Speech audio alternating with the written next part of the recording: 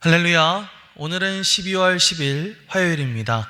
오늘도 정시매일 예배를 통해 경건의 일상을 살아가고자 하시는 우리 모든 성도님들을 사랑하고 축복합니다. 다 함께 사도신경으로 우리의 신앙을 고백하며 하나님 앞에 나아가겠습니다. 전능하사 천지를 만드신 하나님 아버지를 내가 믿사오며 그 외아들 우리 주 예수 그리스도를 믿사오니 이는 성령으로 잉태하사 동정녀 마리아에게 나시고 본디오 빌라도에게 고난을 받으사 십자가에 못 박혀 죽으시고 장사한 지 사흘 만에 죽은 자 가운데서 다시 살아나시며 하늘에 오르사 전능하신 하나님 우편에 앉아 계시다가 저리로서 산자와 죽은 자를 심판하러 오시리라. 성령을 믿사오며 거룩한 공회와 성도가 서로 교통하는 것과 죄를 사하여 주시는 것과 몸이 다시 사는 것과 영원히 사는 것을 믿사옵나이다. 아멘. 다 함께 찬송가 357장 찬양하시겠습니다.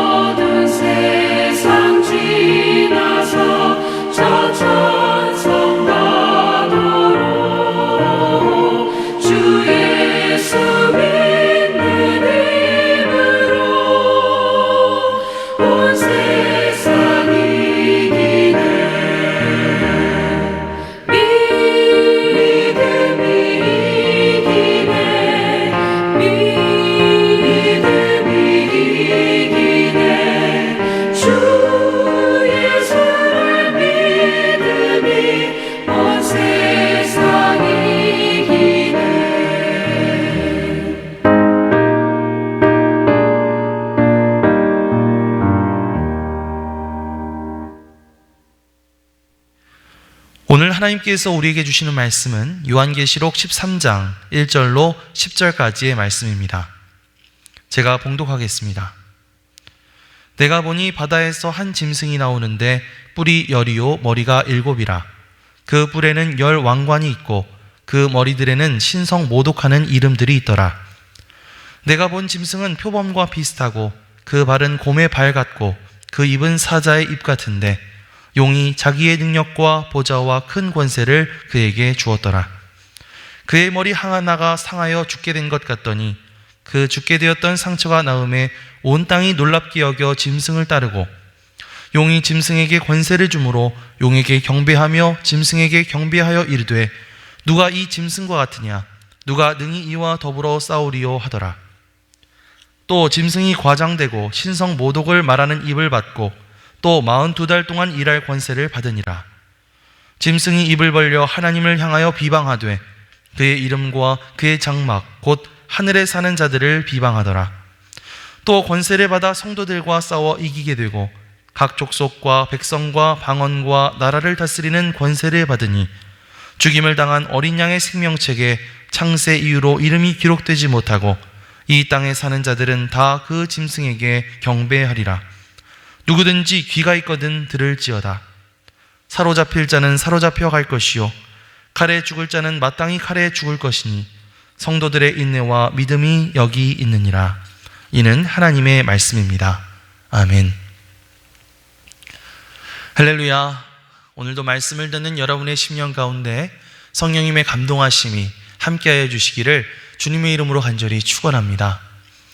요즘 우리가 읽는 요한계시록에는 하나님의 백성과 사탄의 세력 간의 영적 전쟁이 묘사되고 있습니다. 특히 우리가 지난 시간 살펴보았던 요한계시록 12장에서는 하늘에서 일어났던 전쟁에 대해서 살펴보았는데요.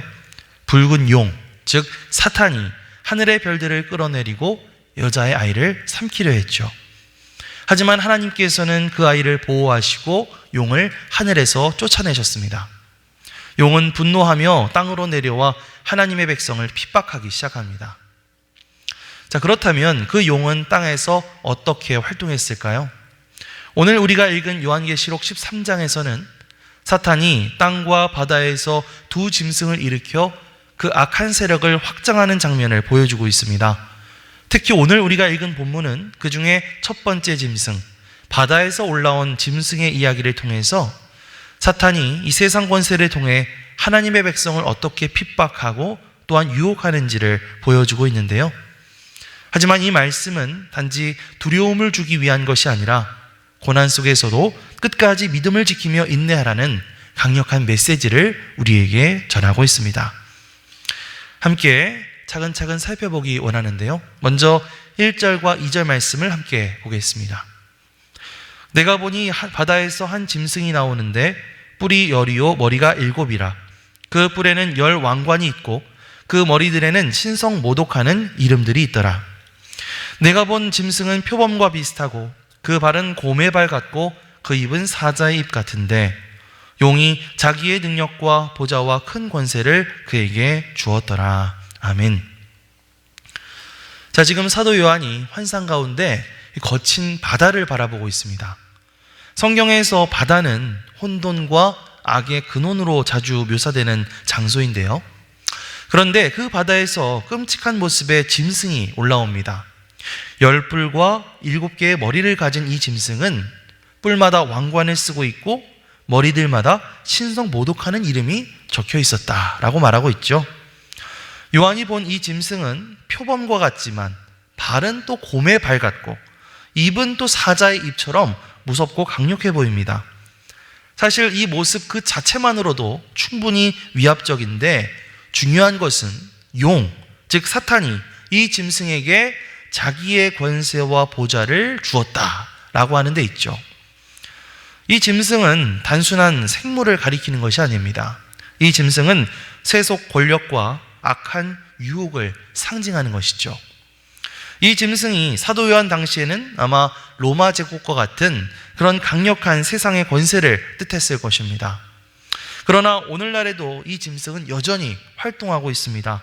그 짐승은 세상적인 가치, 돈, 권력, 명예와 같은 모습으로 변장하여 우리를 유혹하고 있죠. 짐승의 유혹은 아주 강력합니다. 사람들이 이 짐승을 두려워하면서 이렇게 말하고 있어요. 4절 말씀을 보면 누가 이 짐승과 같으랴? 누가 능히 이와 더불어 싸우리요? 하고 말하고 있죠. 우리는 살면서 때로 이러한 위협과 또한 유혹들을 느낍니다. 현실에서 조금 타협해도 괜찮지 않을까? 이런 생각이 들 때도 있고요. 때로 우리는 세상의 권력 앞에서 두려움을 느끼죠. 저기에 거역하다가 괜히 다치거나 내가 패가망신하게 되면 어떡하지? 하는 그런 어떤 두려움을 느낍니다. 이렇게 믿음을 지키는 일이 세상에서 인정받는 것보다 훨씬 더 어렵게 느껴질 때가 있다는 거예요. 그러나 성경은 명확하게 말하고 있습니다. 그 모든 권세는 사탄으로부터 나온 것이고 어디까지나 하나님의 허락 아래에 제한된 권세일 뿐이다 라고 말입니다. 사랑하는 성도 여러분, 우리는 세상의 권세와 유혹을 두려워할 필요가 없습니다. 아무리 강력해 보여도 그들의 운명은 하나님의 손 안에 있기 때문이죠. 하나님께 소망을 두고 하나님의 백성이라고 하는 우리의 정체성을 분명히 하시기 바랍니다. 내가 어떤 존재인지, 나의 본분이 무엇인지를 기억하며 세상의 유혹 가운데 흔들리지 맙시다. 지금 이렇게 선포해 보십시오. 나는 하나님의 백성이다. 나는 세상의 유혹에 절대로 넘어가지 않을 것이다. 이 고백이 오늘 하루 우리의 삶을 이끌어가는 믿음의 고백이 되시기를 주님의 이름으로 간절히 축원합니다. 우리 5절 말씀을 함께 읽어볼까요? 5절. 또 짐승이 과장되고 신성 모독을 말하는 입을 받고 또 42달 동안 일할 권세를 받으니라. 아멘. 자, 이 짐승이 사탄으로부터 힘을 얻은 후에 어떤 활동을 시작했을까요? 5절 말씀을 다시 보면 짐승이 입을 열어 하나님을 모독하고 하나님의 백성을 핍박하기 시작합니다. 자, 그런데 성경 말씀을 보면 이 짐승의 활동이 42달 동안 지속된다라고 말하고 있죠. 여기서 42달이라고 하는 것, 42개월이라고 하는 것은요, 단순히 진짜 어떤 시간의 길이를 의미하는 것이 아닙니다. 이것은 그 짐승의 활동이 영원하지 않다. 어디까지나 하나님께서 허락하신 어떤 제한된 기간 안에서만 가능하다라고 하는 뜻을 가지고 있는 거예요. 다시 말하면 그 짐승이 아무리 날뛴다 하더라도 너는 하나님이 허락하신 그만큼만 활동할 수 있어. 너는 길어야 42개월이야. 이렇게 말한다는 것을 의미하는 것이죠. 이는 고난 가운데 있는 우리에게 참 큰 희망이 되는 말씀입니다. 지금 우리가 어떤 힘듦과 어떤 고난을 당하고 있지만 조금만 더 인내하고 조금만 더 시간이 지나게 되면 반드시 거기에 하나님께서 주시는 승리가 있을 것이라고 하는 그런 희망이죠. 이 짐승은 자신이 가진 권세로 하나님을 대적하고 성도들을 괴롭히고 있습니다. 8절 말씀을 보면 이렇게 기록되어 있어요. 죽임을 당한 어린 양의 생명책에 창세 이후로 이름이 기록되지 못하고 이 땅에 사는 자들은 다 그 짐승에게 경배하리라. 자, 여기에서 생명책에 기록되지 않은 사람들이란 말이 나오죠. 생명책에 기록되지 않은 사람들이란 하나님과 어떤 관계가 없는 그런 사람들을 의미합니다. 이들은 세속적인 가치와 권세 앞에 무릎을 꿇게 된다고 말하고 있죠. 하지만 하나님의 백성들은 다릅니다. 하나님의 백성들은 생명책에 이름이 기록된 사람들. 이러한 사람들은 짐승의 권세에 굴복하지 않고 끝까지 믿음을 지키는 사람들이라는 것이죠. 사랑하는 성도 여러분, 우리도 이 세상을 살아가면서 이 짐승의 세력과 같은 유혹과 도전들에 직면할 때가 참 많이 있습니다. 돈이나 명예나 혹은 세속적인 성공이 우리의 마음을 끊임없이 흔들 때가 많습니다. 그래서 때로는 내가 하나님을 믿는 것보다 당장 내 눈앞에 있는 이 이익을 따르는 게 더 현실적이지 않을까? 더 중요하지 않을까? 하는 생각이 들 때가 있죠. 그러나 그럴 때마다 우리가 기억해야 될 것이 있습니다. 그것은 바로 우리는 생명책에 그 이름이 기록된 사람들이다. 우리는 생명책에 그 이름이 기록된 사람들이다 라는 사실입니다. 여러분, 생명책에 기록되었다는 것은 무엇을 의미할까요? 그것은 우리가 하나님의 백성으로 선택받았다는 것입니다. 사탄의 권세가 아무리 강력해 보여도 그 권세는 제한적이고 하나님의 계획 안에서만 허용되었다고 말씀드렸죠. 우리가 이것을 기억할 때에 우리는 비로소 그 고난과 유혹 가운데서 인내할 수 있게 되는 것이죠. 사랑하는 성도 여러분, 나의 이름이 하늘에 기록되어 있다, 내 이름이 생명책에 기록되어 있다 라고 하는 이 사실을 기억하면서 오늘 하루를 살아가시기 바랍니다. 유혹 가운데 여러 가지 마음이 흔들릴 때마다 나는 생명책에 이름이 기록된 하나님의 자녀다 라고 스스로에게 말해주시기 바랍니다. 그렇게 할 때에 하나님께서 그 순간 이런 우리에게 다가오는 세상의 유혹들을 이겨낼 수 있는 힘을 부어주실 줄 믿습니다. 우리가 그 사실을 다시 한번 기억하면서 오늘 하루를 믿음으로 승리할 수 있는 저와 여러분들이 되시기를 주님의 이름으로 간절히 축원합니다. 우리 9절에서 10절 말씀을 함께 보겠습니다. 누구든지 귀가 있거든 들을지어다. 사로잡힐 자는 사로잡혀 갈 것이요 칼에 죽을 자는 마땅히 칼에 죽을 것이니 성도들의 인내와 믿음이 여기 있느니라. 아멘.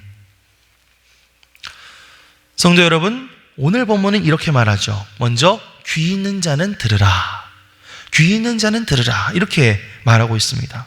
이것은 단순히 우리의 귀로 듣는 것, 그것을 넘어서서 이 하나님의 말씀을 마음에 깊이 새기라 라는 뜻을 가지고 있습니다. 자, 그러면서 이어지는 말씀은 이렇게 말하고 있어요. 사로잡힐 자는 사로잡혀 갈 것이요 칼에 죽을 자는 마땅히 칼에 죽을 것이다. 조금 어려운 말씀이죠.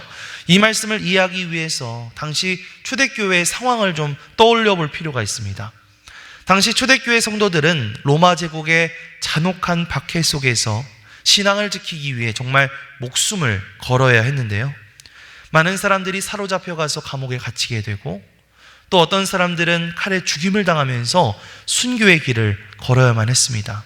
이 말씀은 그때 당시에 그 암담한 현실적 상황을 반영하는 것이기도 하죠. 하지만 여기에서 멈추지 않고 이 말씀은 오늘날 우리에게 더 깊은 메시지를 전하고 있습니다. 이 구절들은 단순히 어떤 고난만을 묘사하려는 것이 아닙니다. 성도들이 당하는 모든 핍박과 고난이 모두 다 하나님의 섭리와 계획 안에 있다라는 것을 알려주고 있는 것이죠. 즉, 지금 우리가 겪고 있는 이 박해와 핍박과 고난은 결코 우연이 아니고 하나님의 허락하신 아래에서 이루어지는 일이라는 것입니다. 하나님은 우리를 고난 가운데 그냥 내버려 두시는 분이 아니시죠. 오히려 이 고난을 통해서 하나님의 뜻을 이루어 가시는 분이십니다. 그렇기 때문에 이 말씀은 오늘 우리에게 인내와 순종을 요구하고 있습니다. 성경은 우리에게 복수하지 말고 하나님의 공의를 신뢰하라고 가르치고 있죠. 성도는 이러한 고난 가운데서 원망하거나 혹은 세상의 방식으로 대응하지 않고 끝까지 믿음으로 살아야만 합니다. 사로잡힐 자는 사로잡혀 갈 것이요 칼에 죽을 자는 마땅히 칼에 죽을 것이다 라고 하는 말씀은 결국 모든 상황을 하나님 앞에 맡겨드리라는 어떤 믿음의 도전인 것이죠. 하지만 하나님께서는 우리의 고난과 어려움을 외면하지 않으시고 모든 것을 선하게 이끌어 가실 줄 믿습니다. 사랑하는 성도 여러분, 우리가 고난과 핍박 속에서 보여주는 인내와 믿음은 단순히 우리 자신만을 위한 것이 아닙니다. 우리의 어떤 인내와 믿음의 모습들은 우리의 다음 세대들에도 영적인 유산이 되는 것이죠. 우리가 세상 앞에서 믿음을 지키며 인내하며 살아가는 그 모습을 통해서 우리의 자녀들에게 또한 우리 공동체 안에서 큰 도전과 또한 모범이 될 수 있는 그런 저와 여러분들이 되시기를 주님의 이름으로 간절히 축원합니다. 이제 말씀을 정리하겠습니다. 오늘 말씀을 통해서 우리는 분명히 깨닫게 됩니다. 세상의 권세가 아무리 강력해 보여도 하나님의 주권 아래에 있다는 사실, 그리고 우리의 고난과 핍박도 하나님의 계획 속에서 허락된 것이라는 사실입니다. 무엇보다도 우리가 기억해야 될 것은 죽임을 당한 어린 양, 바로 예수님께서 이미 승리하신 분이라는 사실이죠. 그분의 승리가 곧 우리의 승리인 것입니다. 그렇기 때문에 우리는 고난 속에서도 그분을 붙잡고 끝까지 인내하며 믿음으로 살아갈 수 있습니다. 오늘 하루 그 은혜를 기억하며 승리하는 하루를 보낼 수 있는 저와 여러분들이 되시기를 주님의 이름으로 간절히 축원합니다. 아멘. 기도하겠습니다. 사랑과 은혜가 풍성하신 하나님 감사드립니다. 오늘도 우리에게 말씀을 통해 생명책에 기록된 자로서의 확신과 소망을 주셔서 감사드립니다. 세상의 권세와 유혹이 아무리 강력해 보일지라도 하나님의 주권 아래 제한된 것임을 기억할 수 있도록 인도하여 주옵소서. 고난 속에서도 끝까지 인내하며 믿음을 지킬 수 있도록 성령으로 우리를 붙들어 주옵소서. 특별히 승리하신 어린 양 예수 그리스도를 더욱 깊이 의지하며 오늘 하루도 주님의 은혜 가운데 승리하는 삶을 살아갈 수 있는 우리 모두가 되게 하여 주시옵소서. 감사드리며 예수 그리스도의 이름으로 기도드립니다. 아멘. 하늘에 계신 우리 아버지여, 이름이 거룩히 여김을 받으시오며 나라가 임하시오며 뜻이 하늘에서 이루어진 것 같이 땅에서도 이루어지이다. 오늘 우리에게 일용할 양식을 주시옵고 우리가 우리에게 죄 지은 자를 사하여 준 것 같이 우리 죄를 사하여 주시옵고 우리를 시험에 들게 하지 마시옵고 다만 악에서 구하시옵소서. 나라와 권세와 영광이 아버지께 영원히 있사옵나이다. 아멘.